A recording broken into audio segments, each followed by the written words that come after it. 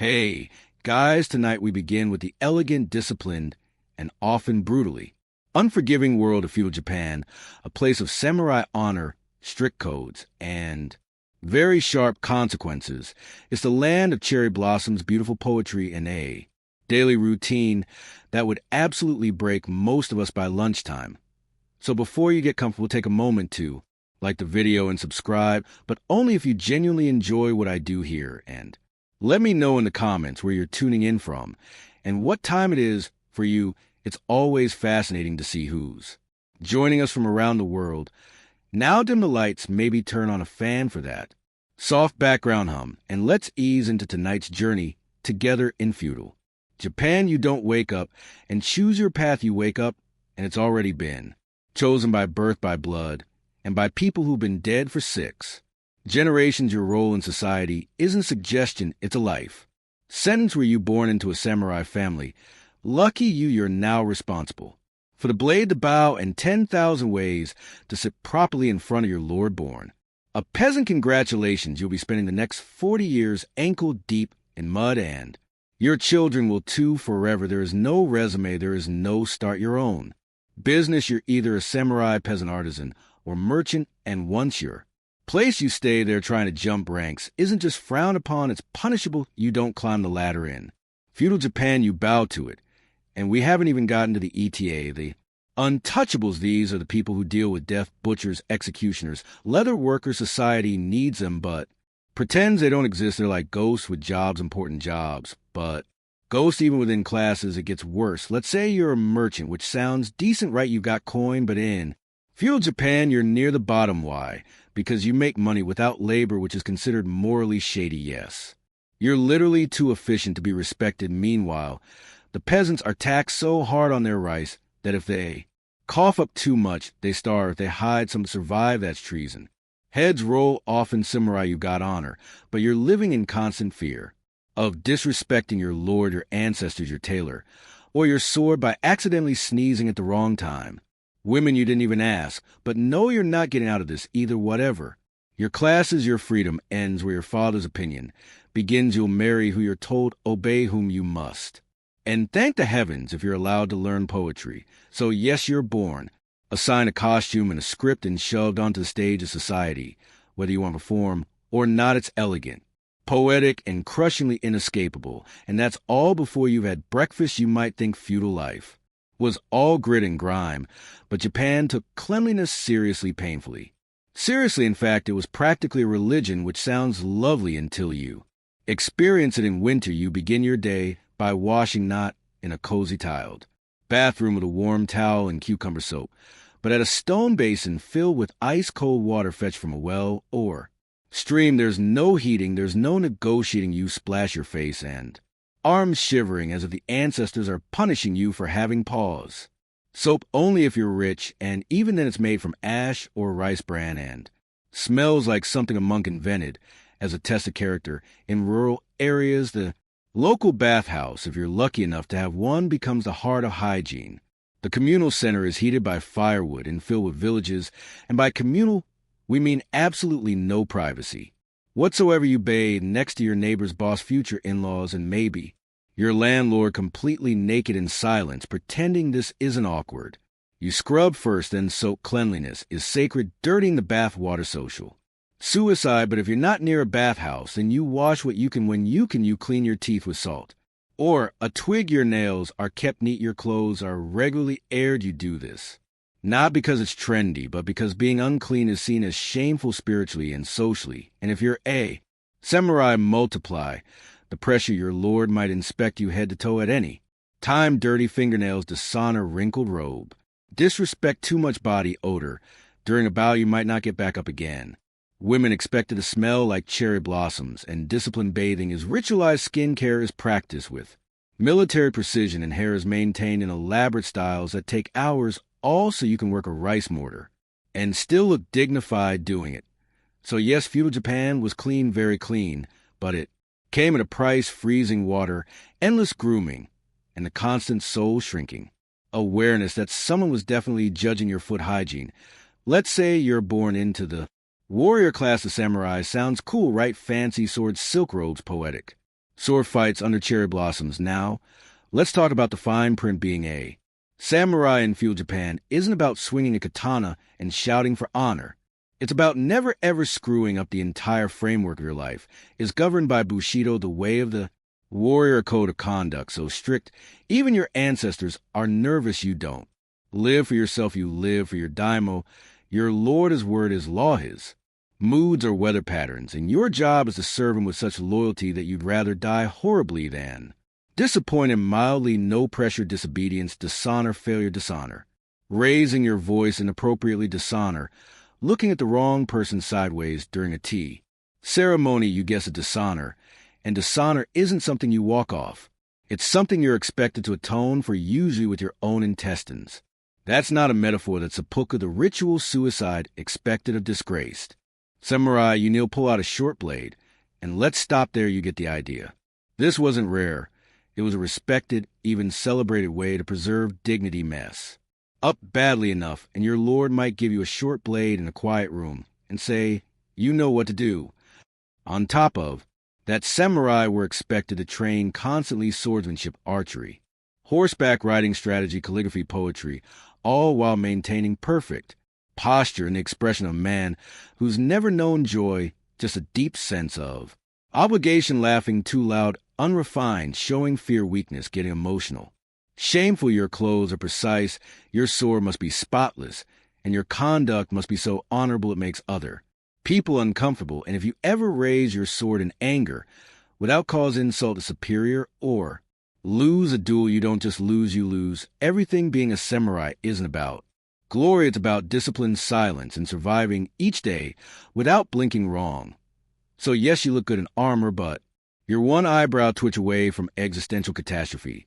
So you weren't born a samurai. No sword, no poetry, no chance of dramatic ritual disembowelment. That's the good news. The bad news, you're a peasant, which means your entire existence is a combination of dirt, sweat, back pain, and government-mandated rice delivery. You wake up with the sun, not because you're one with nature, but because the land tax doesn't pay itself, and also your thatched hut has no doors, no windows, and someone's goat just walked across your bedmat. Breakfast, if you're lucky, a bowl of rice porridge and a side of last week's pickled something. If you're unlucky, it's pretend you're not hungry with a splash of river water. Then it's off to the rice fields, which sound peaceful in travel documentaries, but are in reality mud pits designed to break your soul slowly over 12 hours. You plant, you weed, you hope. A bandit raid doesn't happen today, and when the sun goes down, you limp home, only to discover that one of your oxmen is missing, and the village headman would like to speak with you about your grain.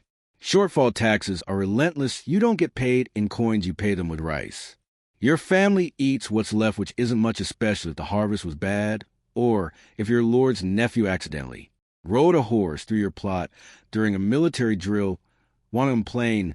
That's adorable. You can't. Talking back gets you whipped, exiled, or promoted to corpse. If you're really lucky, you might become a village elder, which means people still don't listen to you.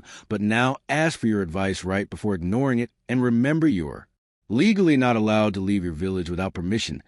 You are, in effect, a rice-based prisoner with seasonal ankle rot festivals. There are some you get drunk on week's sake dance in a circle, and try not to think about how planting season starts again in 4 days. So yes, you are the foundation of the economy, the reason the samurai eat, and the person everyone forgets exists. And no, you do not get a day off, because feudal Japan believes in hard work, generational suffering, and keeping expectations extremely, extremely low. You're hungry, of course. You've been tilling, planting, sweating, and politely not dying since sunrise time to eat. But in feudal Japan, meals aren't about indulgence. They're about survival, simplicity, and not choking on a fishbone in front of your in-laws. If you're a peasant, your diet is rice. Rice for breakfast, rice for lunch, rice for dinner. If you're lucky, it's actual rice. If you're not, it's barley. Pretending to be rice, you might get a turnip or two, some pickled radish. If the gods are in a good mood, meat, that's for the daimyo, or for that one chicken that looked at you funny and mysteriously disappeared. Fish, sometimes, but it's dried, salted, and sharp enough to file your teeth. Soup, usually miso, if you can. Call hot salt water with 2 floating leaves. Soup, it's flavorful, yes, in the same way sea water is hydrating. Now, if you're a samurai, you do get better food. But you also eat last after your lord his guests and anyone he feels like. Impressing, that means cold rice, cold soup, and the eternal joy of watching other people eat while pretending you're deeply honored to wait, also everything. Is seasonal not because it's trendy, but because there's no refrigeration, no global supply chain. And if you don't harvest it yourself, it probably doesn't exist. So when it's winter, that's just nature's way of suggesting fasting. And heaven forbid you get food poisoning. Medical care is optimistic. The local remedy is lie down and think about your ancestors. You'll either get better or become one of them. Food theft is a serious crime. Steal a bowl of rice and you're not getting a slap on the wrist. You're getting a public display of why we don't touch the Daimos daikon tea. It's around, but not like you're imagining. The tea ceremony is a complex performance that's more about posture etiquette and existential humility than actually quenching thirst. So, yes, meals are sacred, quiet, and respectful, but mostly they're bland, small, and contain at least one crunchy mystery item. And no, you can't complain, not unless you want your next meal served through your nose. So you just finish your modest bowl of crunchy, maybe fish soup, someone says something absurd. Maybe your lord mumbles a bad haiku. Maybe your village elder miscub. Maybe your neighbor insists his cow can predict the weather. And for one reckless, foolish moment you think about correcting them. Don't. In feudal Japan, your opinion is a liability. Free speech is not a concept as a fast track to disgrace, exile, or sudden career ending. Decapitation of social hierarchy is rigid, and every word has a weight. Speak above your class. You're being imputed. Criticize someone above you. You're insolent. Make a joke that doesn't land. That's treason adjacent, even within families you tread carefully. A son doesn't interrupt his father. A wife doesn't correct her husband. And no one, absolutely no one, questions a daimyo unless they've always wanted to explore the afterlife via sword-tipped samurai are trained to speak with measured calm. Even when furious, a sharp tongue is worse than a dull blade. It's unbecoming, it's dangerous, and it might force someone into the awkward position of having to kill you to restore their honor. Which brings us to apologies. In feudal Japan, apologies are an art form. You don't just say sorry, you bow, you grovel, you possibly write a poem about your shame. You might even send a gift like a live bird or a decorative koan while sincerely hoping the person receiving it doesn't decide to jewel you anyway. And God's help you if your tone is too casual. A misplaced word can be interpreted as sarcasm, defiance, or spiritual rot. Silence is almost always safer. Even humor is a tightrope walk. Laughing at the wrong thing could be seen as disrespect. Laughing with someone important might imply you think you're on their level, and that's how people end up mysteriously reassigned to the far north. So yes, you're free to speak technically, but in practice you nod, smile, and pray. Your opinion never tries to escape your mouth, because in feudal Japan, loose lips don't just sink ships, they sink social standing, reputations, and sometimes your entire bloodline. In feudal Japan, fashion isn't about self-expression. It's about making sure everyone knows exactly how far below them you are just by looking at your sleeves. Your clothing doesn't reflect your personality. It reflects your position, your purpose, and whether or not you're legally allowed to carry a sword without getting tackled by a samurai. Let's start at the top. Samurai wear 1. Layers of silk robes, sometimes armored, always dignified. Their outfits are carefully arranged to signal status and readiness. The colors: deep blues, earthy browns, and the occasional blood red flourish, elegant, ominous, and almost always implying, I have killed a man for less than a fashion faux pas. And of course, the sword. The samurai's dai show the paired long and short swords is more than a weapon. Said it's a walking badge of authority. Drawing one in public is a last resort. Wearing them improperly is a first step toward being publicly corrected with extreme sharpness. Peasant, on the other hand, wear cotton and humility. Brown, gray, and beige dominate your wardrobe. It's not because they're minimalist, it's because dyed fabric costs money and you're too busy surviving to worry about coordinating hues. Your outfit says, yes, I work in mud. No, I didn't choose this lifestyle. Yes, these are my only sandals. Merchants wear finer materials. They have money after all, but they're still socially ranked below samurai and peasants, so they keep it muted. Rich, but not too rich. Silk, yes, but subdued. Wealthy merchant families are experts at looking just respectable enough not to get noticed by a board Samurai on patrol artisans and craftsmen dress neatly but modestly their clothing, is durable, practical, and most importantly unobtrusive, drawing attention to. Yourself is considered a personality defect. And then there are women who must strike a delicate balance between grace obedience and wearing 12 folded. Symbolism hairstyles are coded, kimono patterns are seasonal, and if you wear a color meant for a different festival, congratulations, you've just dishonored your entire household and possibly started a neighborhood whisper war. In short, what you wear isn't just about clothing, it's about rank, ritual, and surviving daily judgment from both heaven and your mother-in-law. So you're imagining moonlit walks beneath cherry blossoms, whispered poetry under paper lanterns, perhaps a dramatic kiss between a samurai and a forbidden princess. Yeah. No, in feudal Japan, love is a side quest and not one you're likely to complete. Marriage isn't about feelings, it's about alliances, status, rice taxes, and not embarrassing your ancestors. If you're a peasant, your marriage is arranged by your parents and maybe the village elder. Romantic compatibility isn't discussed. Sturdy legs and healthy teeth are considered more important. If you're from a samurai family, the stakes are even higher. Marriages are tools of politics. Your partner is chosen to solidify a clan alliance, secure land, or pay off a grudge.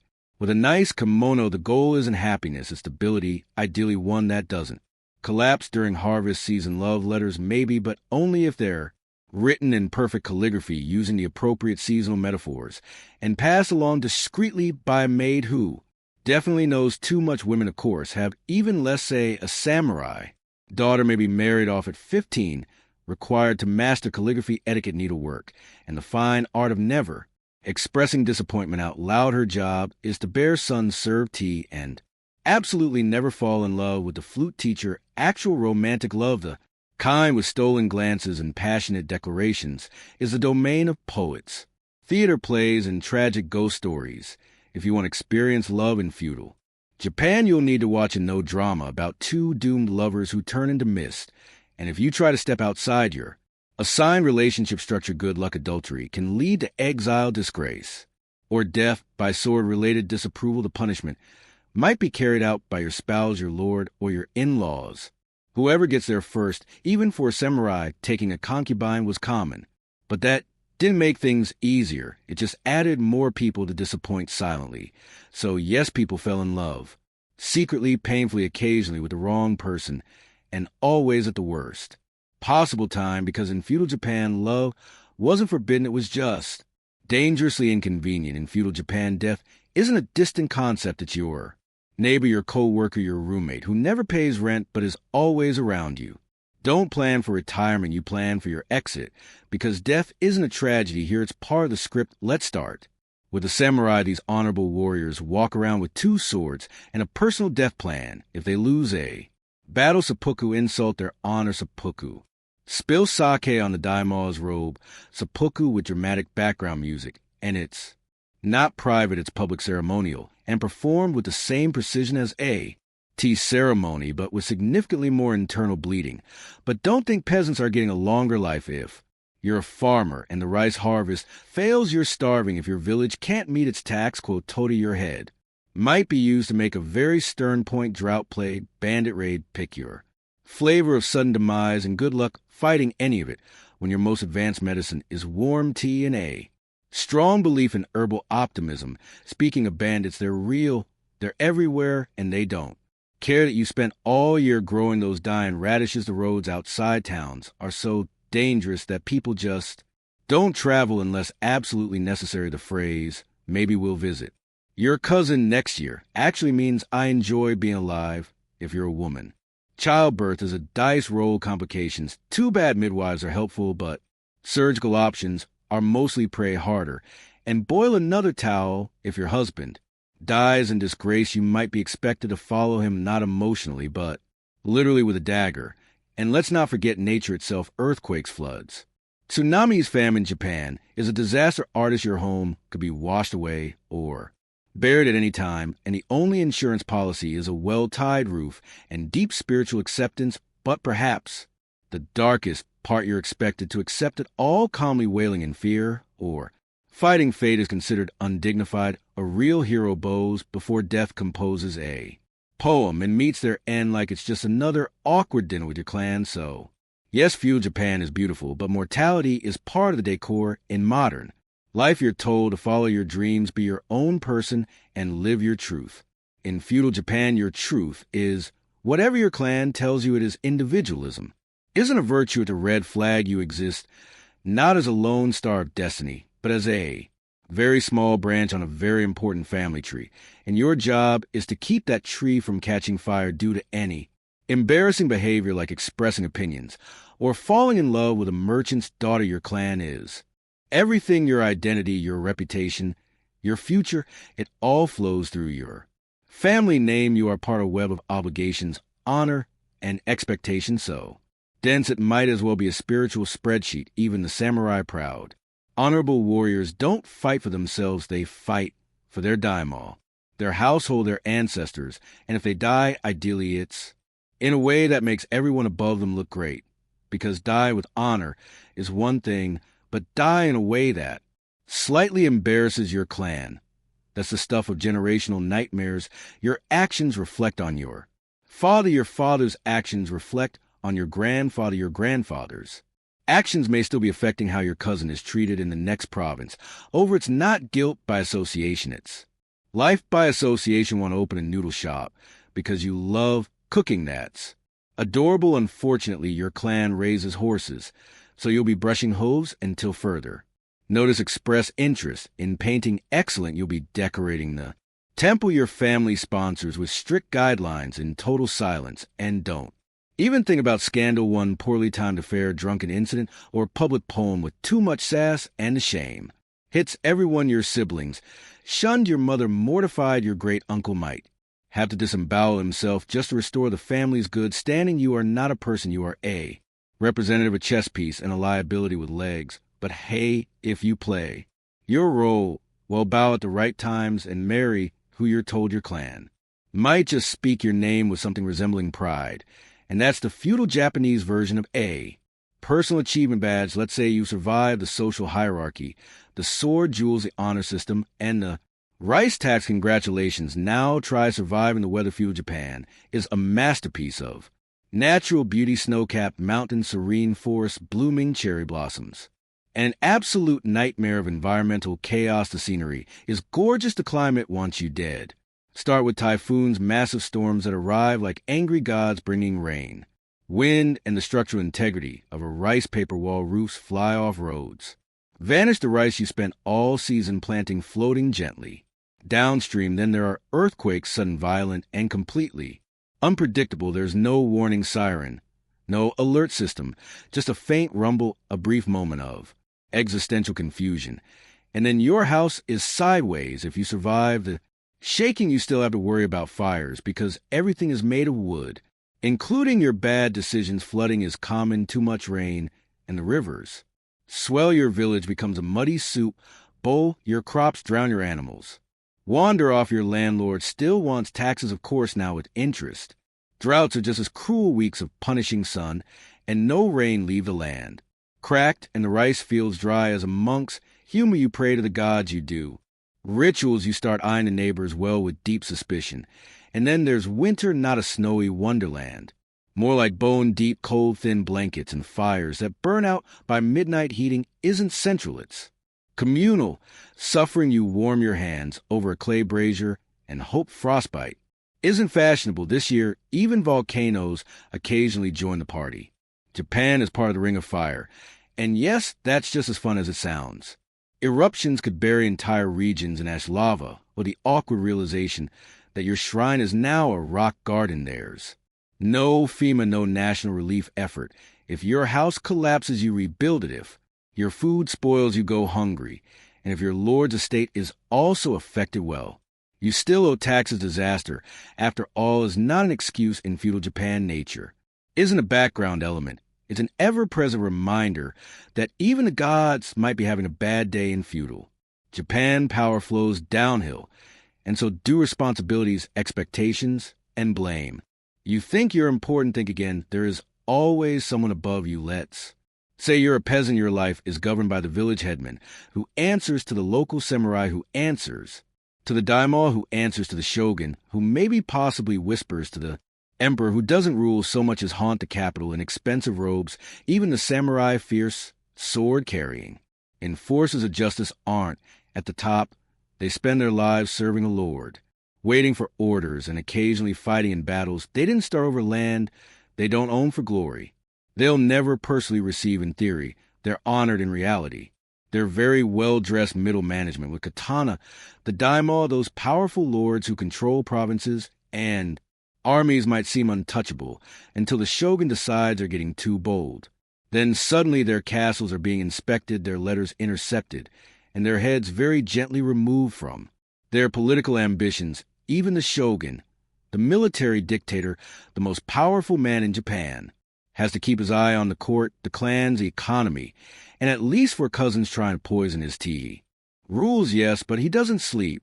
Well, meanwhile, the emperor, technically, outranks everyone but has no actual power. He's like a sacred relic you can't touch, but also can't ignore he blesses. Rituals, names, eras, and occasionally writes poetry. He's also probably broke this hierarchy, isn't flexible. You don't climb it, you are placed, and you stay put like an overly obedient bonsai tree. Ambition isn't admired, it's feared. The higher you rise, the closer you get to a sword in your back. Respect is demanded upward, and authority is enforced. Downward orders are obeyed. Not discussed disagreements are dangerous. And any hint that you think you're above your station, that's not ambition. That's a death wish in formal attire. So, wherever you are, peasant, merchant, samurai, or lord, someone above you controls your fate, and someone below you is hoping you trip. In feudal Japan, what you learn, and whether you learn anything at all, depends entirely on where you sit on the social ladder. Spoiler, if you're near the bottom, the ladder is mostly invisible and occasionally on fire. Let's start at the top. Samurai children, they're the lucky ones from a young age.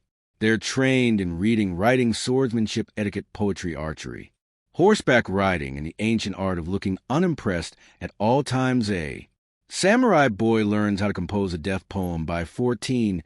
You were just figuring out. Curse of their education is rigorous, but with a clear purpose to serve, protect, and not embarrass the clan. They study Chinese classics, Bushido principles, and how to bow so precisely that the gods take notes. Then there are merchant and artisan families. They get some education, usually math, record deeping, maybe a bit of reading, but only what's necessary for business. You're not reading Confucius, you're learning how to calculate the cost of pickled turnips in bulk. Practical, yes, glorious not. Really peasant children education looks like this. This is a hoe, this is rice now. Start working before the sun beats us to it. Your parents teach you how to farm, how to survive, and how to politely not die in front of the tax collector. Literacy is rare. Schooling is a luxury. The only scroll you'll read is the one nailed to a tree explaining why your taxes just went up again. In girls, unless you're from a high-ranking family, you don't get much formal education. At all, you're trained in domestic skills, sewing, etiquette, tea ceremonies, and how to maintain silence while maintaining a household. If you're really fortunate, you might learn calligraphy or poetry as long as it doesn't distract you from folding laundry. With spiritual precision, education in feudal Japan isn't about personal growth. It's about fulfilling your role without asking questions. The idea of learning for fun would make most elders faint into their sake cups. So yes, knowledge is power, which is exactly why they kept it so tightly controlled. Feudal Japan is a land of breathtaking aesthetics. Everything from the curve of a fan to the placement of a teacup seems designed to soothe the soul and impress your ancestors. But here's the catch: you can and will be judged for doing it wrong. Culture in feudal Japan isn't just art, it's performance with consequences. The way you arrange flowers, pour tea, or fold a kimono isn't left to whimsy. It follows strict codes that have been around longer than your entire bloodline. One misplaced blossom, and suddenly you're the talk of the village. And not in a fun, flirty way. Take the tea ceremony, for example. It looks like a quiet, peaceful ritual. In reality, it's a social minefield. Everything is timed. Every movement is choreographed. The guests must sit just so, turn the cup twice, express humble gratitude, and drink in silence, all while mentally calculating whether they bowed too early, too late, or too enthusiastically. Make a mistake at best, it's awkward. At worst, it's seen as a character flaw or a moral failing passed down from your disgraceful great granduncle. Then there's calligraphy, a beautiful form of expression. Right, wrong, it's a test of disciplined personality.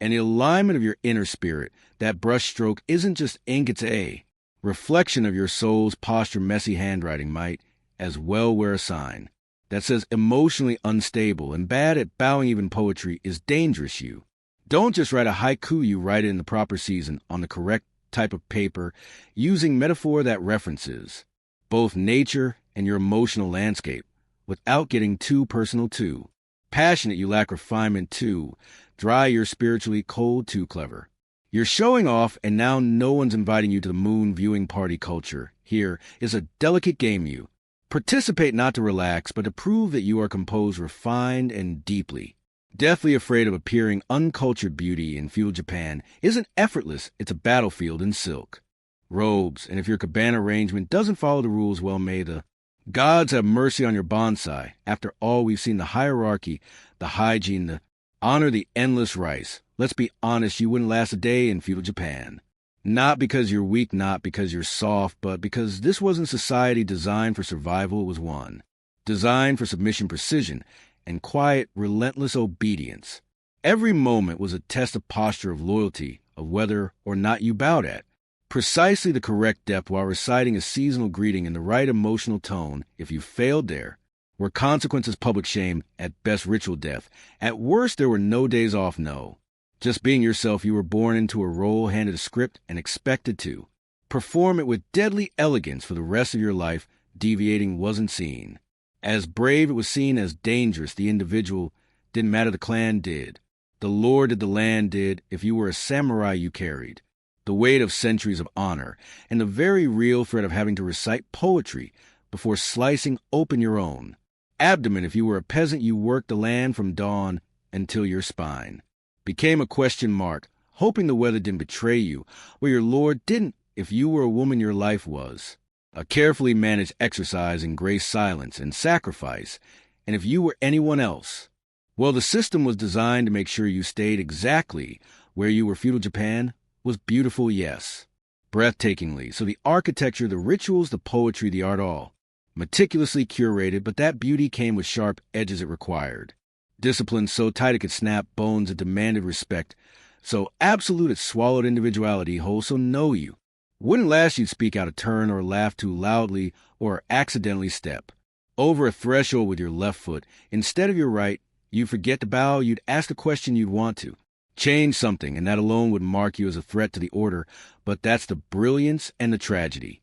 And of feudal Japan, it wasn't made to be easy. It was made to endure in an age where women were barely allowed to speak in public, let alone command an army. Artemisia of Carrier existed like a historical glitch, someone who absolutely, by all the rules of ancient society, should not have been possible. And yet there she was, seated on a throne, wearing the double burden of queen and naval commander, plotting war alongside some of the most powerful men of the ancient world. Artemisia ruled Hyrcanus's a city nestled along the southwestern coast of Asia Minor, modern-day Turkey. Technically a vassal under the sprawling Persian Empire, Hyrcanus's was part of a patchwork of territories often caught in the gravitational pull of regional powers. But Artemisia didn't simply inherit a political position, she made it. Dangerous, she was Greek by blood, Persian by loyalty, and a woman by biology, each identity carrying immense weight in an age dominated by iron and testosterone. Her father was likely of Karian descent, while her mother hailed from the island of Crete. Upon her husband's death, instead of stepping aside for a male successor, Artemisia claimed the reins of power. That was already an act of quiet defiance, but she didn't stop at ruling. She wanted to conquer. When Xerxes the Great launched his legendary invasion of Greece around 480 BC, Artemisia did something no other woman of her time dared. She volunteered for war, not to stitch bandages or offer prayers from a safe distance, but to command ships and risk death. She supplied 5 of her own vessels, sleek, fast, deadly, and led them personally into the thick of battle. And Xerxes, ruler of an empire stretching from India to Egypt, didn't just tolerate her presence, he listened to her, valued her. It was a bold move, so would say foolish a Greek fighting for Persia. Treasonous a woman on a warship, unthinkable, but Artemisia knew what she was doing. She wasn't motivated by loyalty to bloodlines or empires. She was playing a game of survival and power. And she played it better than most of the men around her in a world carved up by men with swords Artemisia didn't ask. For permission, she built her fleet, sailed into history, and dared anyone to stop her by siding with Xerxes. Artemisia effectively declared war on her own people of Greeks. It was a decision that raised eyebrows even before a single oar hit the water, and it wasn't just the usual whispers of treachery. This was personal to the Greeks. She was a traitor in fine robes, a queen-turned-mercenary woman who had traded heritage for favor at a foreign king's table, but Artemisia didn't seem the least bit bothered. In fact, she doubled down. She sailed into the campaign like she belonged at the high table of Persian power, and in many ways, she did Xerxes famous for surrounding himself with brutal warriors and sycophants. Found in Artemisia something he rarely encountered: honesty, blunt, piercing honesty. She told him not what he wanted to hear, but what he needed to know in council meetings, surrounded by decorated generals and satraps with bloodied boots. Artemisia spoke with clarity and strategy, and she was rarely wrong. Her advice was sharp, tactical, and often laced with warnings others were too proud to voice. Before the infamous Battle of Salamis, she urged Xerxes to avoid direct naval confrontation with the Greeks, warning that the cramped straits would nullify Persia's numerical advantage. But Xerxes, swayed by overconfidence and flattery, ignored her. That decision would come back to haunt him even among her Persian allies. Artemisia's presence was complicated. Many commanders resented her authority. After all, she wasn't just a woman. She was a Greek woman, one who told truth to power and led her own ships with unnerving precision. She wasn't there as a figurehead or symbolic mascot. She was there to win, and that unsettled more than a few mustachioed warlords who'd spent their lives in the business of conquest. Meanwhile, back in Greece, her name spread like a stain. Herodotus himself from Acarnassus seemed both fascinated and baffled by her. He documented her with a mix of awe and suspicion, usually reserved for mythical creatures. To some, she was Medusa in a breastplate. To others, a misunderstood genius with the audacity to think like a man and better than most of them. Artemisia was many things: loyalist, strategist, traitor, visionary, but above all, she was a political animal who understood one hard truth: in war, identity bends, only power remains. If there was ever a stage that tested Artemisia's brilliance and boldness, it was a battle of Salamis. This wasn't just any battle. It was a naval showdown of the Greco-Persian Wars. The Persian fleet, massive and overconfident, squared off against a much smaller but strategically positioned Greek navy in the narrow straits near Athens. It was here that Xerxes' campaign would falter, and it was here that Artemisia would make one of the most shocking tactical moves of her career. Let's rewind slightly. Artemisia had warned Xerxes not to engage the Greeks in these narrow waters. She argued correctly that their superior maneuverability and familiarity with the terrain would nullify the Persian size advantage. But Xerxes, intoxicated by numbers and pride, dismissed her warning.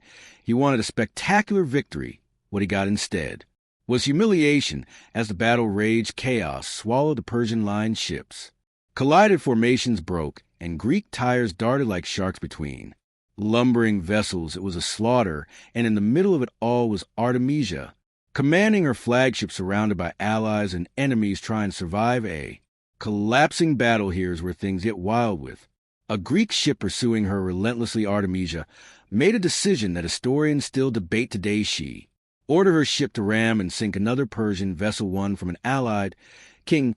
No less, the move was so unexpected that the Greeks, assuming she must be on their side, stopped chasing her. She slipped away untouched. Xerxes, watching from a hilltop, supposedly witnessed this and turned to his aides, exclaiming, "My men have become women, and my women have become men."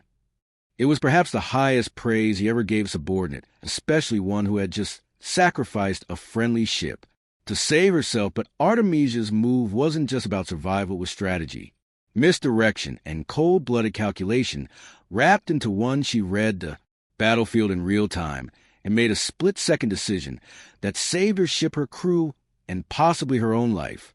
It was controversial, it was brutal, but it worked. While many Persian commanders died that day or fell into disgrace, Artemisia sailed back not as a failure, but as one of the only leaders Xerxes still trusted the Persian fleet limped back from Salamis humiliated.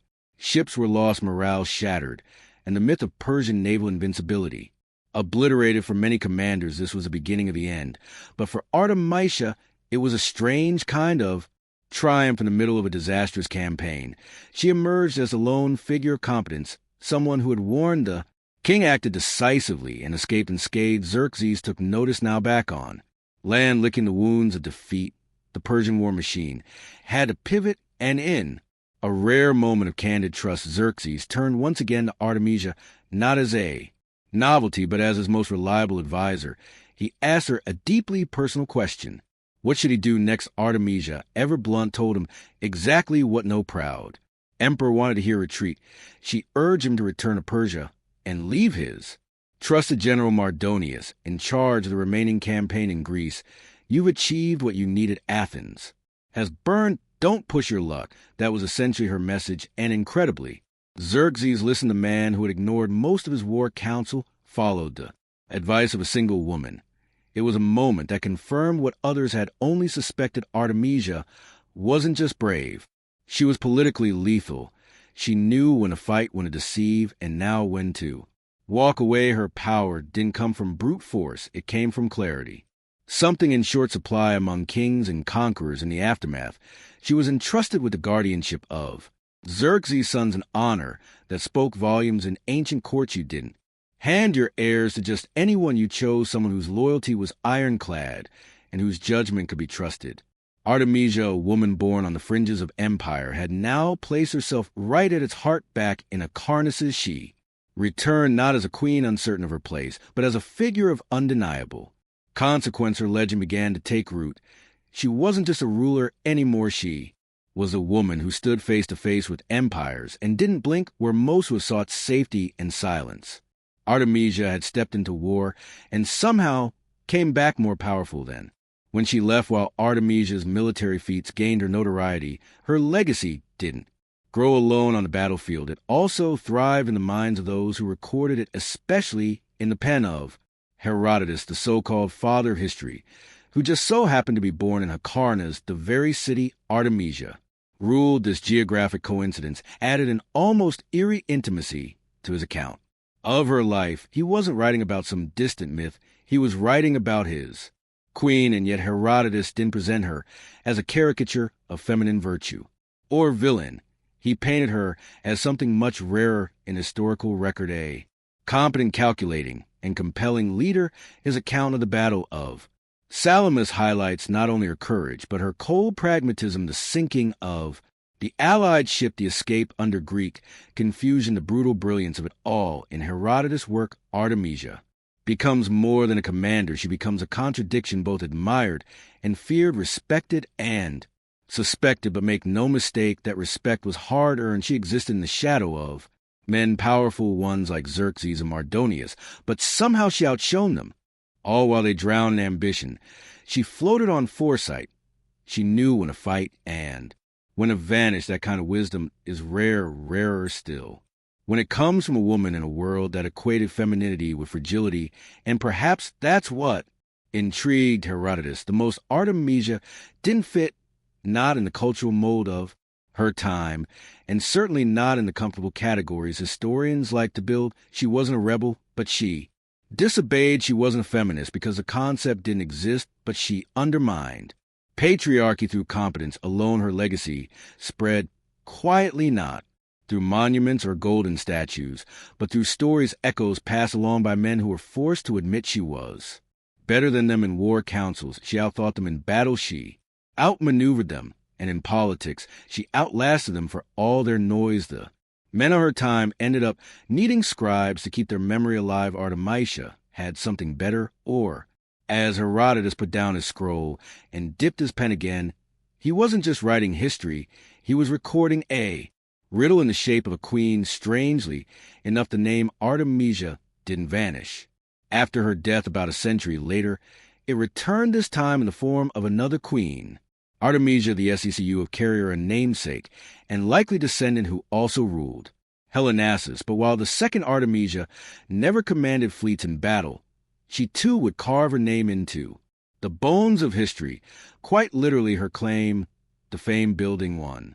Of the seven wonders of the ancient world, the Moslem, at Acarnas's, the second Artemisia, commissioned this towering marble tomb for her husband Mausolus, who was also her brother, because ancient dynastic.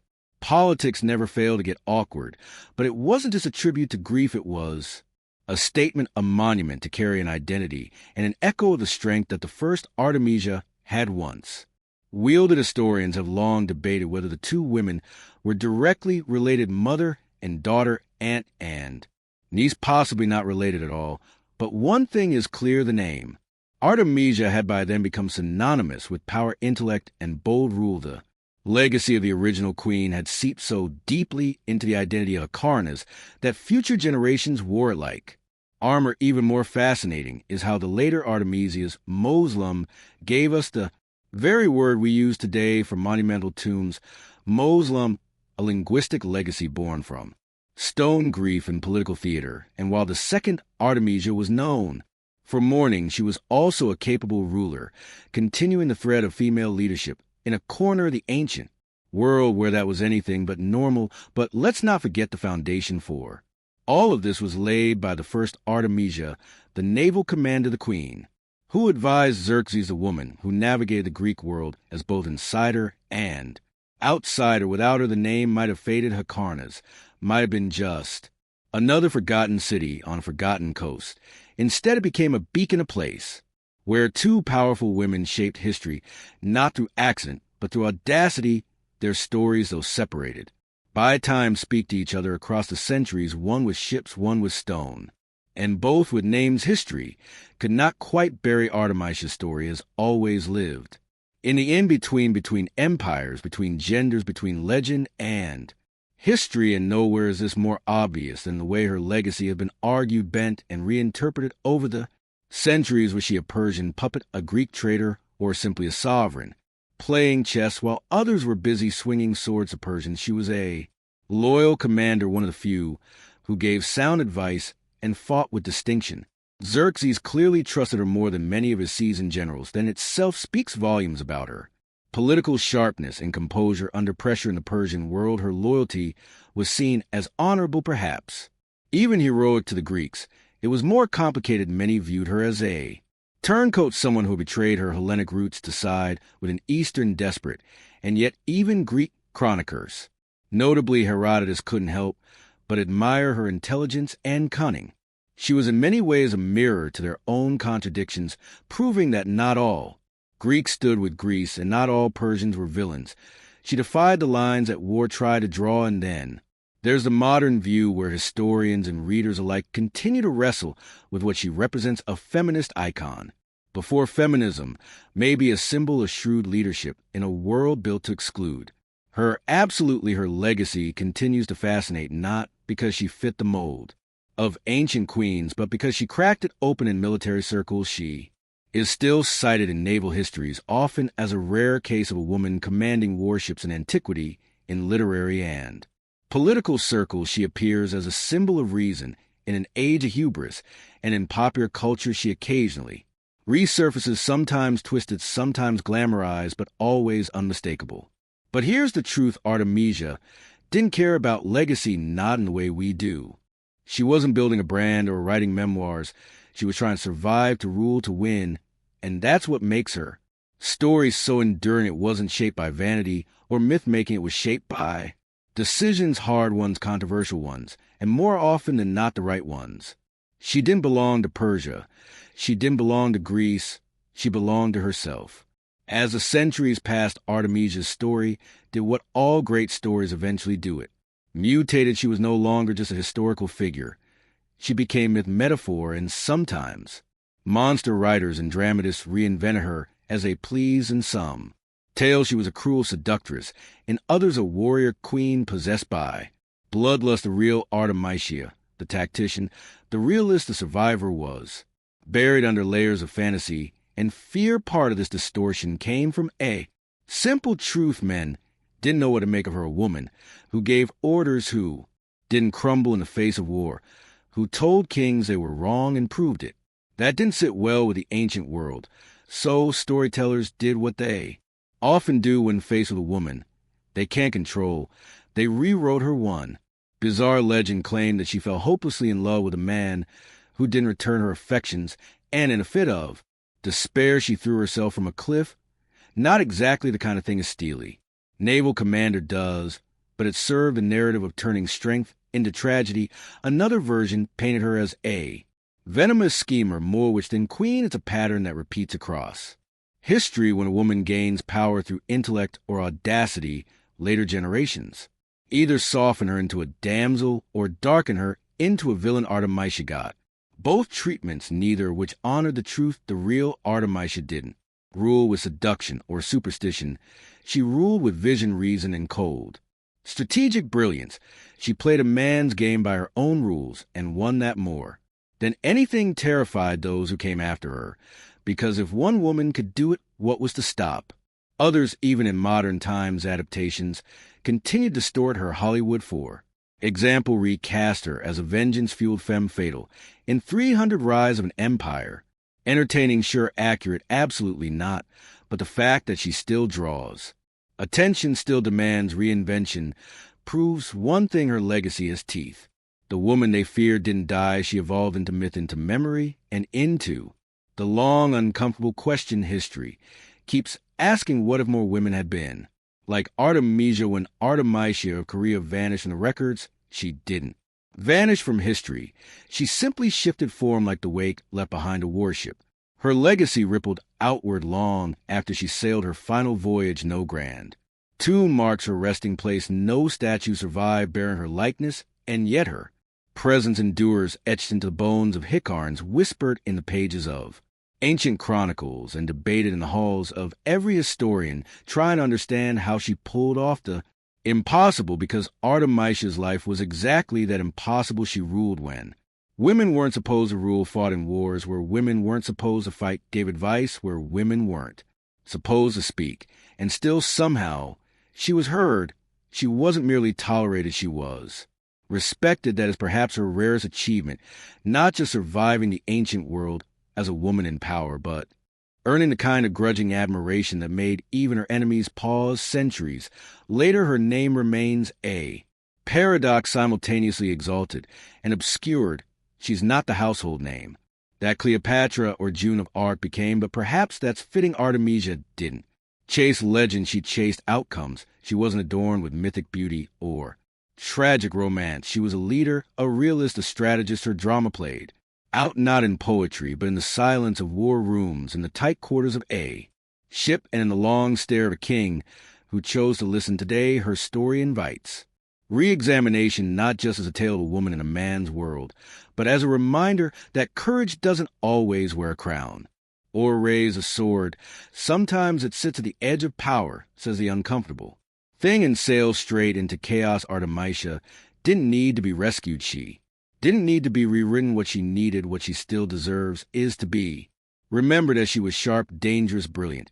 In an empire built by men, she charted her own course across hostile seas, against cultural gravity, and through the fog of war. And as long as ships sail, and history remembers those who dare to speak, when silence is safe for Artemisia of Carrier will never be truly gone before lenses and satellites. Before Copernicus dared rearrange the cosmos, humanity had only two tools for unlocking the secrets of the sky: the naked eye and stone, and somehow that was enough. Across the ancient world, civilizations looked up, not just in wonder, but with intent. The stars were not mere decoration. They were calendars, compasses, gods, and prophecies, and so began the oldest science of all astronomy. Long before it had a name, it was a necessity. Farmers needed to know when to plant, sailors needed to know how to steer, priests needed to know when to perform the right ritual at the right celestial moment, and astronomers, often indistinguishable from priests, kings, or mathematicians, were the ones everyone relied on.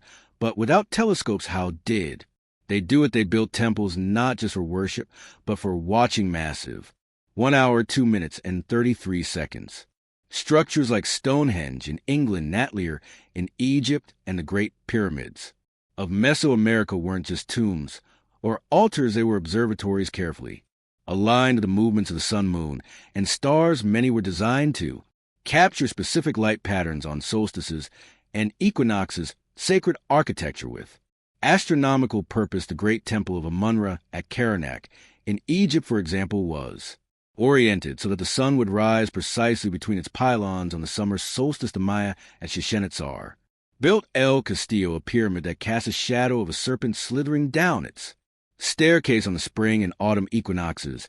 In India, vast stone instruments like the Jantar Mantar allowed astronomers to track the declination of celestial bodies with remarkable precision. These weren't accidents, these weren't crude guesses, these were deliberate, data-driven feats of cosmic engineering, and they weren't isolated from the Andes to the Nile. From Babylon to Beijing, humans were building with the stars in mind, sinking stone.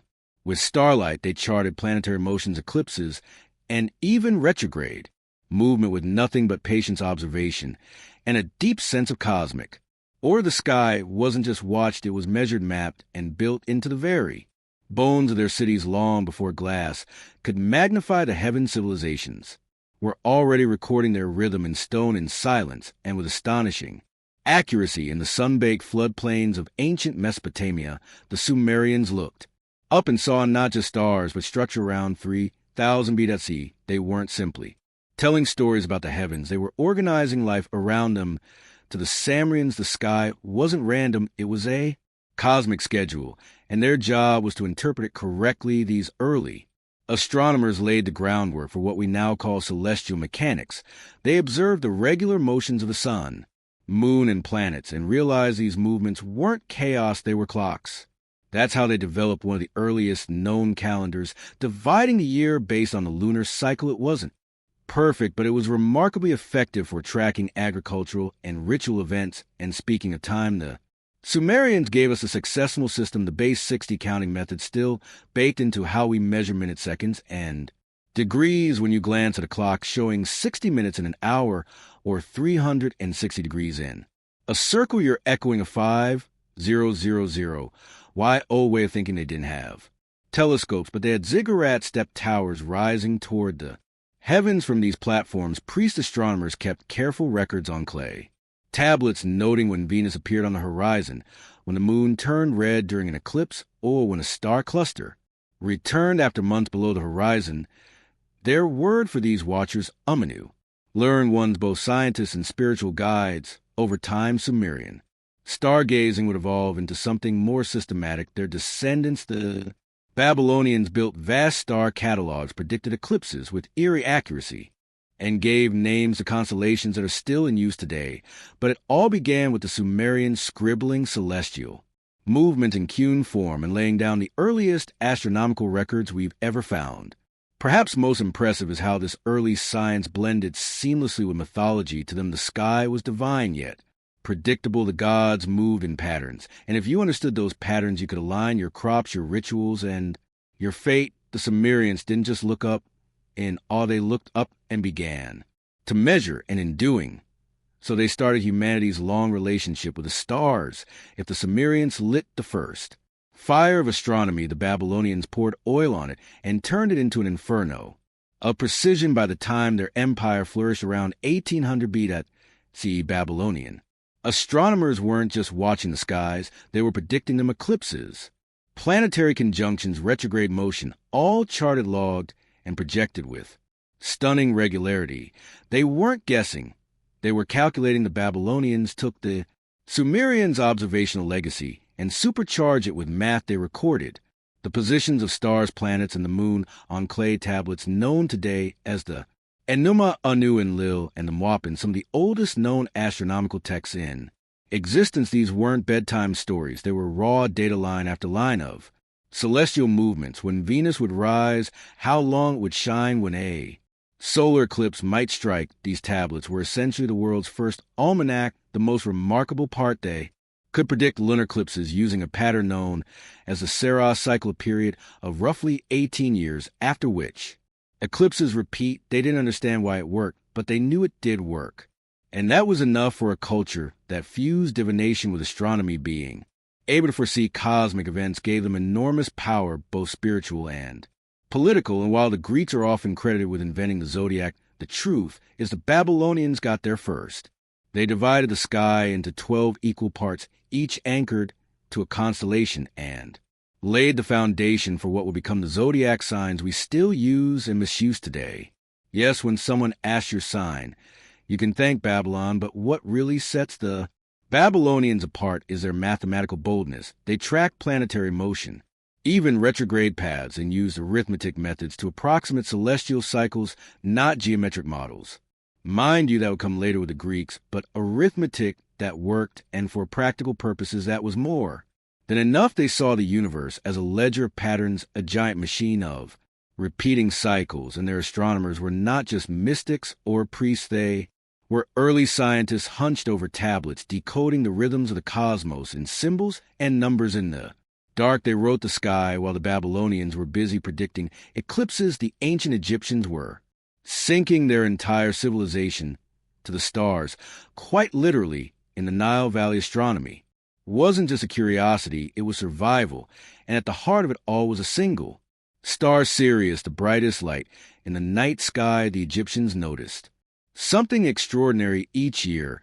Just before the annual flooding of the Nile, Sirius would reappear on the horizon. During dawn, this event, known as the heliacal rising of Sirius, became the cornerstone of their calendar. That wasn't just poetic, it was vital. The Nile's floodwaters determined crop cycles, and missing that window could mean famine. So the Egyptians created a 365-day solar calendar divided into 12 months of 30 days plus 5 festival days. It was remarkably close to our modern calendar, centuries before Julius Caesar ever got involved. But the Egyptians didn't stop with Sirius. They tracked the sun, moon, and stars from their temples, many of which were aligned with astonishing astronomical precision. The Temple of Karnak, for instance, was oriented so the sun would rise directly through its axis during the summer solstice. Other temples lined up with the rising and setting of stars considered sacred. And then there were the pyramids. The Great Pyramid of Giza, constructed around 2560 BC, it was aligned almost perfectly with the cardinal points. Its shafts may have been pointed towards specific stars, possibly Orion and Sirius, hinting at a celestial connection between the heavens and the pharaoh's journey into the afterlife. This wasn't just burial architecture, it was cosmological engineering. Egyptian priests often served double duty as astronomers. They observed the skies not only for ritual timing, but for signs, omens, and the will of the gods. Astronomy, theology, and governance were tightly interwoven. To rule Egypt was to understand the sky. What's remarkable is that without telescopes, without even lenses, they developed an entire system for tracking time, orienting buildings, and forecasting natural events, all based on patient observation and relentless precision. The Egyptians didn't look at the sky for entertainment. They looked up and saw a divine clock ticking with purpose, echoing eternity deep in the jungles of Mesoamerica. Long before Europeans set foot in the New World, the Maya were building one of the most sophisticated astronomical systems the world had ever seen, without metal tools, without wheels, and without telescopes.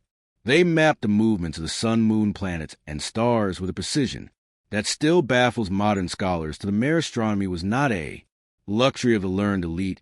It was the framework of society itself. Their rulers were seen as cosmic intermediaries, and every major political or religious event was timed to match a celestial counterpart. Eclipses, solstices, equinoxes, and Venus cycles weren't just observed, they were used to legitimize power. One of their most striking achievements was their tracking of Venus. The Mayan noted that Venus disappeared and reappeared in the sky in a repeating cycle of 584 days, and they tied this rhythm into their ritual warfare and calendar systems. The Dresden Codex, one of the few surviving pre-Collean manuscripts, contains a Venus table that tracks the planet's movements over hundreds of years. With an error of less than 1 day, they didn't stop there. The mirrored long count calendar, capable of tracking dates over spans of thousands of years. They understood the solar year with incredible accuracy, about 36,520 days, remarkably close to the modern value. Their calendar systems were so refined that multiple ones ran simultaneously. The 260-day ritual calendar, Zulkan, the 365-day solar calendar, Harb, and the long count for historical chronology, and the observatories. They didn't have glass domes, but they had stone genius, the El Caracol Observatory. At Chichen Itza was built with specific windows and alignments that allowed Mayan priests to track the movements of Venus, and the sun temple staircases and shadow effects were timed equinoxes. Like the famous serpent shadow that slithers down El Castillo during the spring, and autumn the mayor weren't just watching. The skies, they were synchronizing their civilization with them, their kings ruled.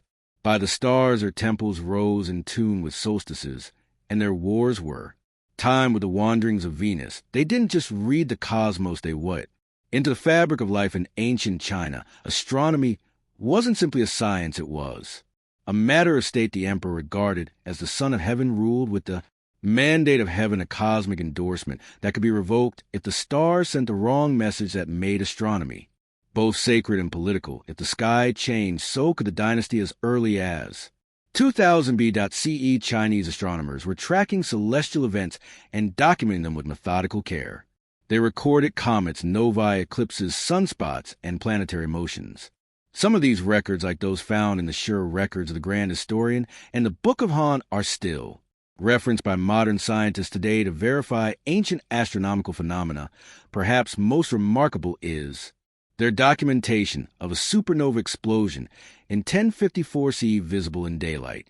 For 23 days, Chinese astronomers recorded its location with such accuracy that modern astronomers use the data to identify the remnants now known as the Crab Nebula. But China's astronomical prowess didn't rely on mystical interpretation alone.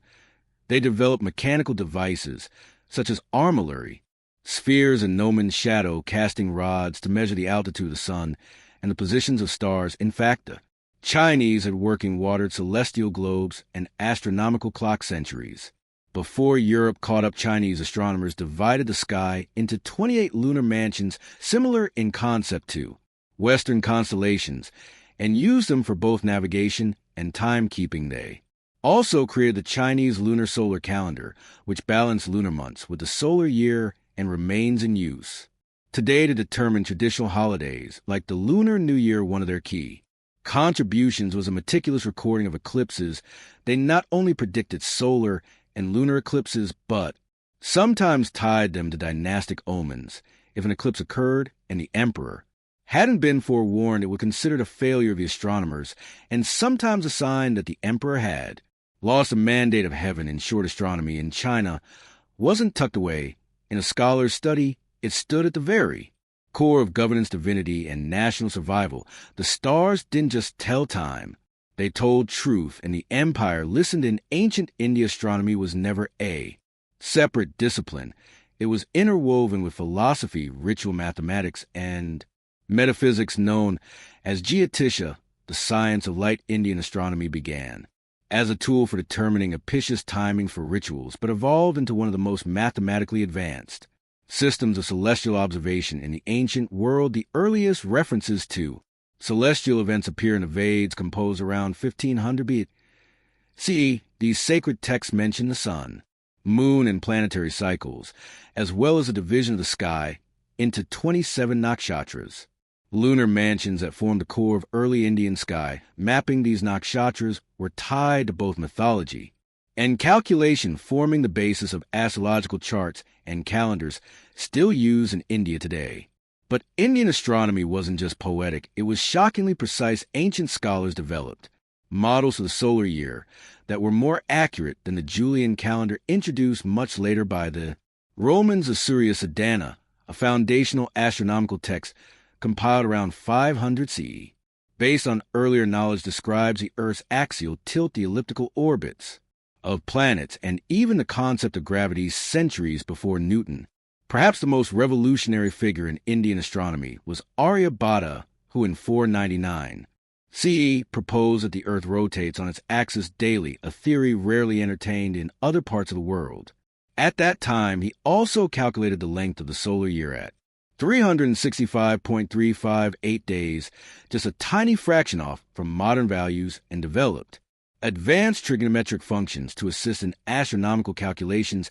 Indian astronomers also created sophisticated signs, worked with decimal notation, and used shadow instruments and Spheres to measure angles and altitudes observatories were often aligned with solstices, equinoxes, and planetary conjunctions, but beyond technical achievements, Indian astronomy carried a cosmic elegance. The universe wasn't just a machine, it was a cycle, a dance of time and space, unfolding endlessly.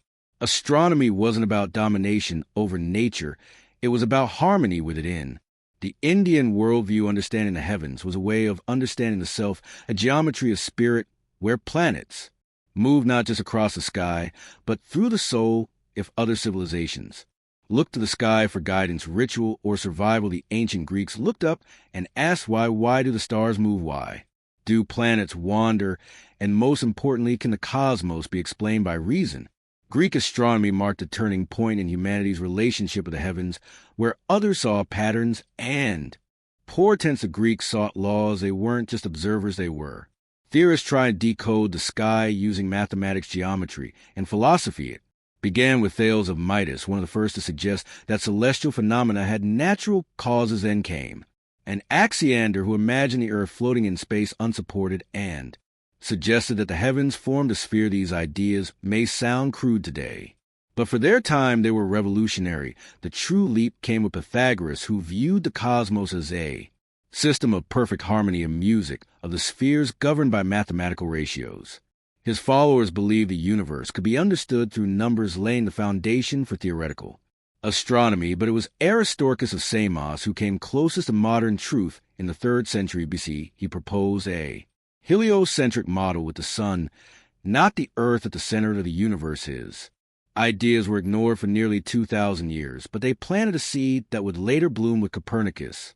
Then came Hipparchus, the father of observational astronomy. He created the first star catalog, divided stars by brightness, discovered the precession of the equinoxes, and developed trigonometric tools to calculate celestial positions. His accuracy was astonishing, especially without telescopes. And finally, there was Claudius Ptolemy, whose almanac became the authoritative astronomical text. For over a millennium, he synthesized Greek, Babylonian, and Egyptian knowledge into a geocentric model that explained planetary motion using epicless and deference, a complex yet elegant system that worked until it didn't. While some Greek ideas were wrong, their commitment to rational explanation and systematic modeling changed the game. They taught the world that the stars weren't random, they were governed by patterns that the human mind could understand.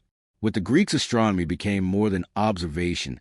It became an argument between earth and sky, between logic and myth, and between what we see and what we know. By the time the telescope was invented in the early 17th century, humanity had already spent thousands of years watching the skies with nothing but ice, shadows, and stone. And yet what those ancient civilizations achieved is nothing short of astonishing. They mapped stars, tracked planets, predicted eclipses, and built monuments aligned with solstices and equinoxes, all without lenses, satellites, or electricity. What makes their accomplishments even more extraordinary is that they did it independently. The Sumerians in Mesopotamia, the Maya in Mesoamerica, the Chinese and Indians in Asia, the Greeks and Egyptians around the Mediterranean, they all developed astronomical systems rooted in their own world views, yet despite being oceans apart, they arrived at similar conclusions. The heavens move with order, and that order matters. Ancient astronomy wasn't confined to ivory towers. It shaped agriculture, religion, architecture, politics, and philosophy. It dictated when to plant, when to pray, when to build, and when to rule in every culture. Understanding the sky was seen as a way of understanding the divine, or at the very least one's place in the vast machinery of existence. And while their models varied, some geocentric, some mythological, some cyclical, they all shared one trait: a deep, unwavering respect for the cosmos. For many ancient peoples, the sky wasn't just a backdrop, it was alive, deliberate, and sacred. The telescope would eventually change everything it revealed: moons circling Jupiter, phases of Venus, sunspots, and galaxies far beyond our own. But the groundwork, the patient mapping, the systematic, records the sheer curiosity that belonged to the ancients. Today we carry their legacy. Every time we check a calendar, map the stars with a phone app, or celebrate a solstice, every GPS satellite and space mission is built on a foundation they laid in clay, stone, and papyrus. They didn't know about black holes or cosmic microwave backgrounds, but they asked the right questions. They looked up and they noticed in the darkness. Without knowing it, they became the first. Scientists quietly, faithfully, they wrote their questions in the sky, and thanks to them we now have the tools to look deeper, not just into space, but into our own origins. In 1803, something unprecedented happened. A young republic barely 3 decades old bought a land mass so vast it doubled its territory overnight. The Louisiana Purchase wasn't just a real estate deal, it was a geopolitical thunderclap. With the stroke of a pen, the United States acquired more than 828,000 square miles of land from France, stretching from the Mississippi River to the Rocky Mountains. 13 future states would eventually rise from this vast fertile terrain, and the price a cool $15 million, roughly 4 cents an acre.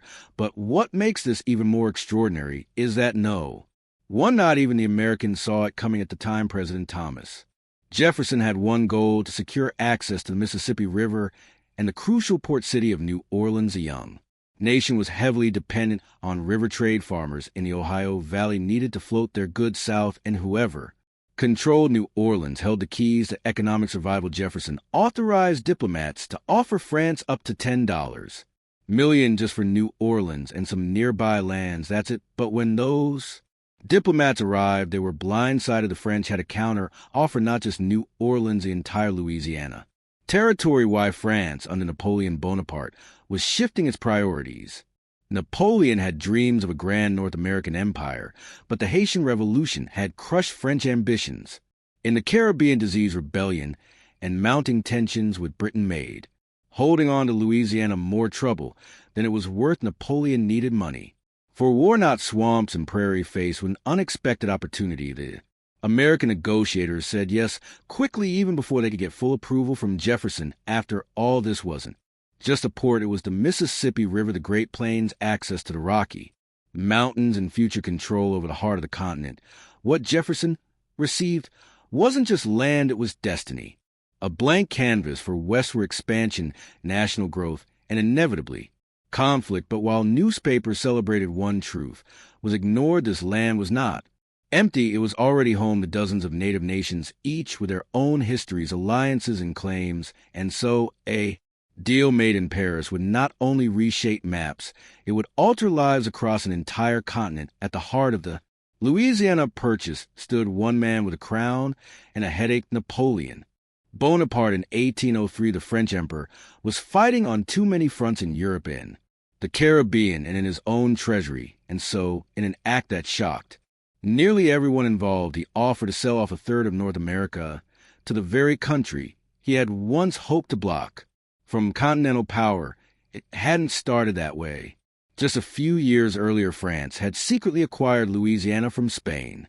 Under the Treaty of Senil, Defonso Napoleon had grand dreams of restoring a French colonial empire. Louisiana would feed Sandang, the crown jewel of France's Caribbean colonies, today known as Haiti, with wheat meat and supplies. France didn't want Louisiana for its own sake, it wanted it to support sugar, but that vision collapsed in fire and fever. The Haitian Revolution, led by formerly enslaved people under leaders like Toulouse and Louverture, had erupted into full rebellion. France sent tens of thousands of troops to crush it and watch them die by the thousands, not just from battle, but from yellow fever. Napoleon lost his best general, his army, and his chance to reclaim the richest sugar colony on earth. With Saint-Domingue slipping away, Louisiana became irrelevant. Worse than irrelevant, it was now indefensible, and with Britain preparing for another war against France, Napoleon feared Louisiana might be taken by force. So, instead of fighting to keep it, he sold it, and in typical Napoleon fashion, the decision was fast, bold, and entirely pragmatic. On April 11th, 1803, he stunned American diplomats Robert Livingston and James Monroe with an offer: all of Louisiana, not just New Orleans, for $15 million. Napoleon's reasoning was simple: I have given England a maritime rival that will sooner or later humble her pride. He didn't just want money. He wanted the U.S. to grow strong enough to stand against Britain. Selling Louisiana wasn't surrender, it was strategy. And so, in a single act, Napoleon abandoned his American empire and changed the future of a country he barely respected what was an imperial afterthought to him, would become the launching pad for America's expansion west and the beginning of the end for native sovereignty across the continent. Thomas Jefferson had long envisioned an agrarian, Republican nation of independent farmers living on their own, land bound together by liberty and civic virtue.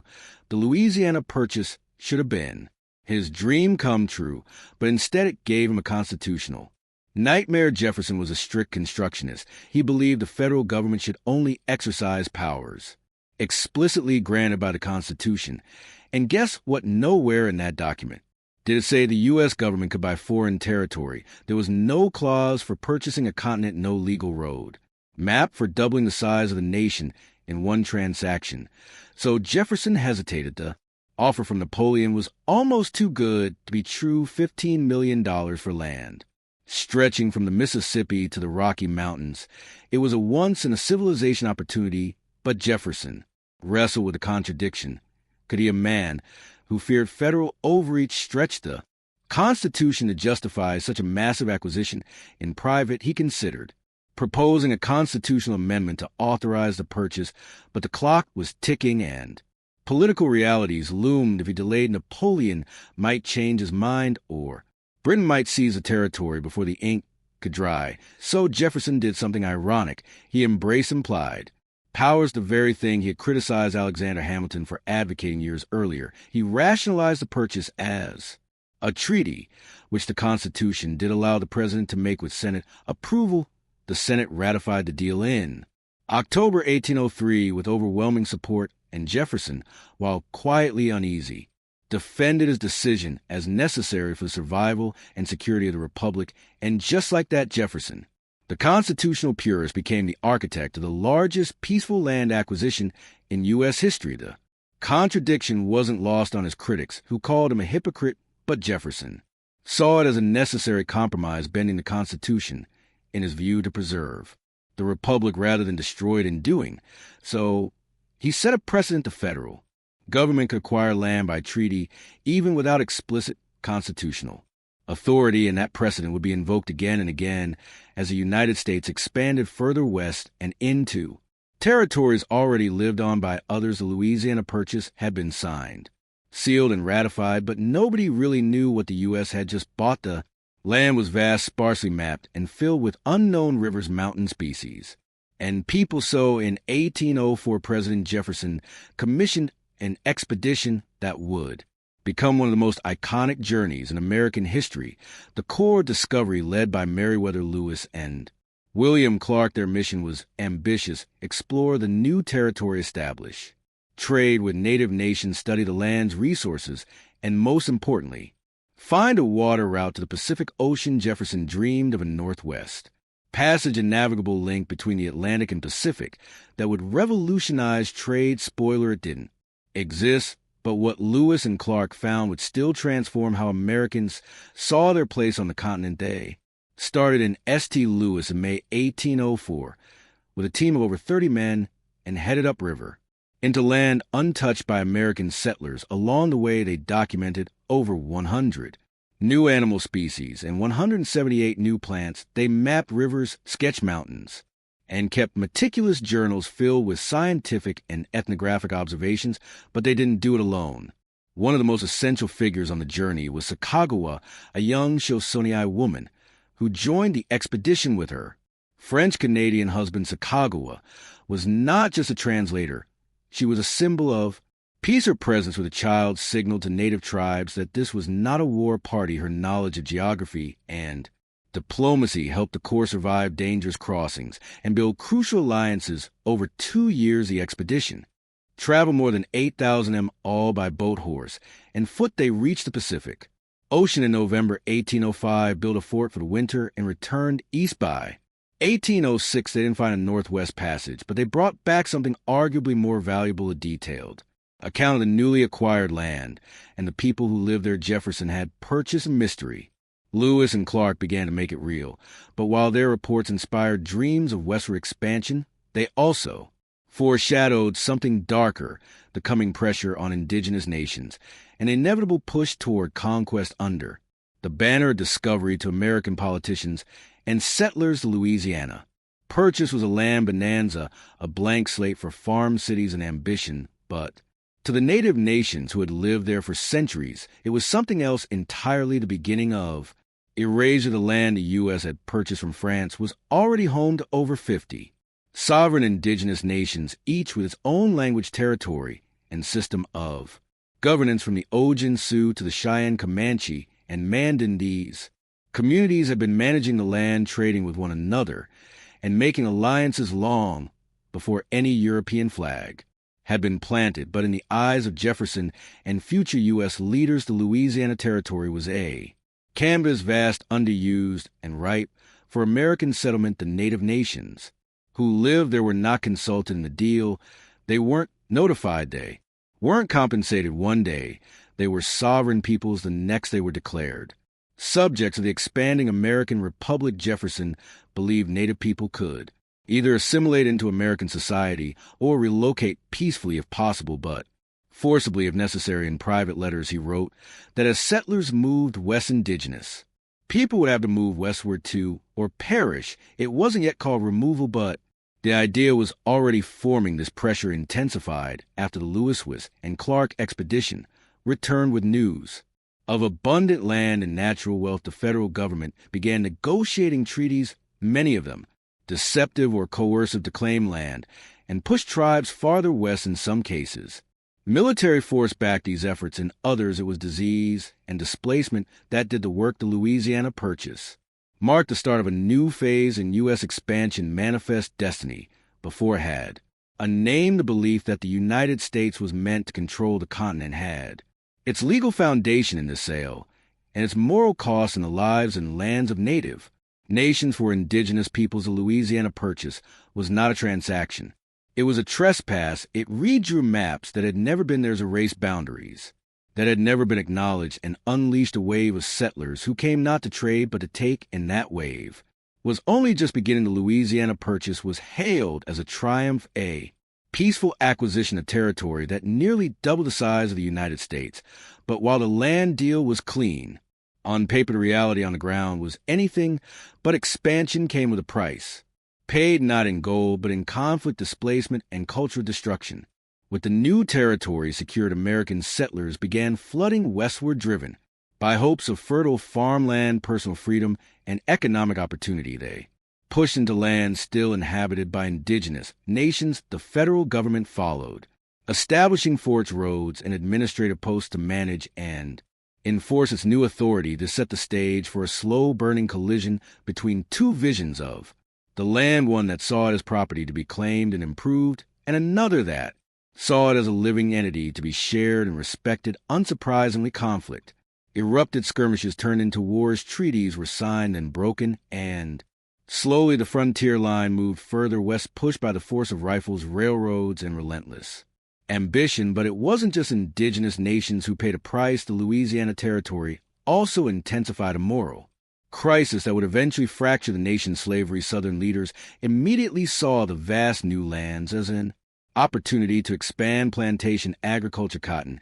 and sugar thrived in the southern parts of the territory, and enslaved labor was seen as essential to making it profitable. This raised an explosive question: would slavery be allowed in the new territories? The answer would haunt Congress for decades. It led to the Missouri Compromise, sectional tensions, and eventually the Civil War. The Louisiana Purchase didn't just stretch America's borders, it stretched its political fabric to the breaking point, and there were environmental consequences too. The rivers were dammed, the plains plowed, the buffalo nearly wiped out. The transformation was rapid and irreversible. What had once been a landscape shaped by fire, herds, and indigenous stewardship became a patchwork of farms, fences, and industrial extraction. In seizing the land, the United States also inherited the burden of what it had done, a legacy that still echoes in debates over land rights, tribal sovereignty, and reparations. Of land may have been purchased, but the real cost is still being paid. Once the ink dried on the Louisiana Purchase, a new question emerged: how exactly do you govern a territory so vast it defied imagination? The land stretched over what would become all or part of 15 modern U.S. states, from Louisiana to Montana and from the Dakotas to Colorado. But in 1803, it was an undefined wilderness full of possibilities, but with few roads, no towns, and countless competing claims, the first step was surveying, mapping out borders, rivers, mountains, and eventually property lines expeditions like those led by Lewis and Clark, Zebulon Pike, and others laid the groundwork. Topographers, land speculators, and military engineers followed, drawing maps that would slowly become county lines, reservations, and state borders. Would have been an open and interconnected indigenous world was now being chopped into rectangles. Congress passed laws to organize the territory first as military districts, then as organized territories, each with governors appointed by the federal government. These new administrative units followed the pattern established by the Northwest Ordinance. Once a territory had enough settlers, it could apply for statehood, but not all borders were drawn with logic or justice. Take the creation of Missouri in 1821. The first state carved from the purchase, its admission triggered national uproar. Because Missouri wanted to allow slavery, the resulting Missouri Compromise drew an imaginary line across the purchase. Slavery would be allowed south of the band and north. That single line would haunt American politics for decades as each new state status threatened to tip the balance between North and South. Meanwhile, white settlers poured into the new territories, often ahead of the law. They claimed land through preemption, squatting, and increasingly through federally sponsored land grants. Native peoples, even those with existing treaties, found their land suddenly reclassified first as territory, then as open land and as someone else's farm. And while maps were being filled in, they were also erasing native trails, erasing seasonal migrations, erasing indigenous names, and replacing them with names like Jefferson City, Baton Rouge, and Fort Pierre. Borders in this new vision of America weren't just lines on a map. They were tools to control, ways to claim, divide, sell, and govern land that just a few years earlier had belonged to no president, no state, and certainly no empire. The Louisiana Purchase didn't just reshape America's borders, it redefined its identity. With one diplomatic stroke, the United States went from a coastal republic hugging the Atlantic to a continental power, stretching toward the unknown.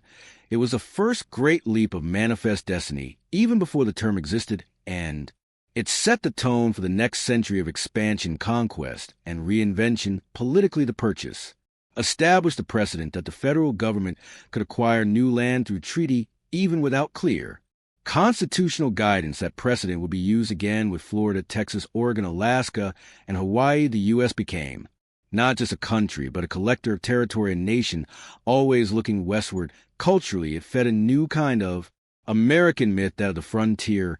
The Louisiana Territory became the backdrop for stories of rugged settlers, daring explorers, and wide open possibility. But for every pioneer's dream, there was a native nightmare, a memory of land lost, treaties broken, and people pushed further into exile.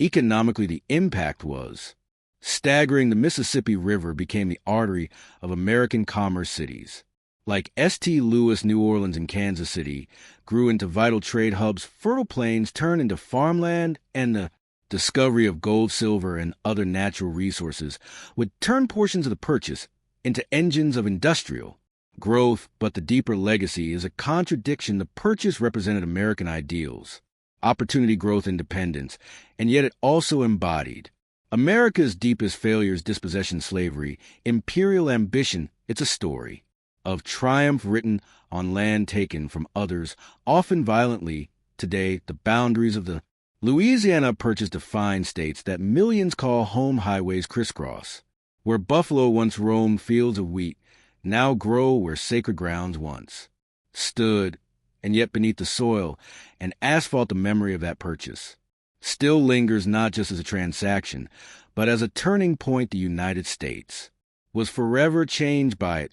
So was the world, but the question remains, was the cost purely monetary, or was it, as many would later argue, measured in lives, cultures, and landscapes that could never be bought back? In the end, the Louisiana Purchase was more than a land deal. It was a defining moment, a shift in American identity, from a fragile republic clinging to the eastern seaboard to an empire in the making, stretching boldly into the interior. The ink dried in Paris, but the consequences echoed across prairies, rivers, and generations. For the United States, it meant possibility. It sparked a new national confidence, a belief that expansion was Not only desirable, but inevitable, that belief would harden into policy becoming, manifest destiny, and would eventually drive the U.S. to the Pacific Ocean. And beyond, it also cemented a model of power. Built on land acquisition, displacement, and development, the West was no longer a mystery, it was a target, and for settlers, speculators, and politicians, it was an open invitation to seize opportunity. By uprooting what already existed for native nations, the transformation was catastrophic. The land they had lived on, traded through, fought for, and honored was suddenly owned not by an invading army, but by a distant government that claimed to have bought it. There were no negotiations, no consent, just a line on a map and a new set of rules. The arrival of American settlers accelerated cycles of violence, forced removals, and cultural devastation. Treaties came and went. Reservations were drawn, bison were slaughtered, languages faded by the time the dust settled. The native presence in the Louisiana Territory had been largely confined, silenced, or erased, though never extinguished, and yet the legacy of the purchase remains layered. The cities, economies, and infrastructure that emerged from it helped shape the modern United States. The rivers it granted became lifelines and natural resources. It offered fueled industrial growth. The space it opened allowed for innovation, diversity, and reinvention. But the shadow of that deal still lingers. The Louisiana Purchase stands today as a paradox, a bold diplomatic victory, and a blueprint for displacement. It's a story of growth and grief, of ambition and amnesia. It made the United States what it is, but it also forced a reckoning that continues to this day. How do you celebrate a land you never truly asked for and can never truly return?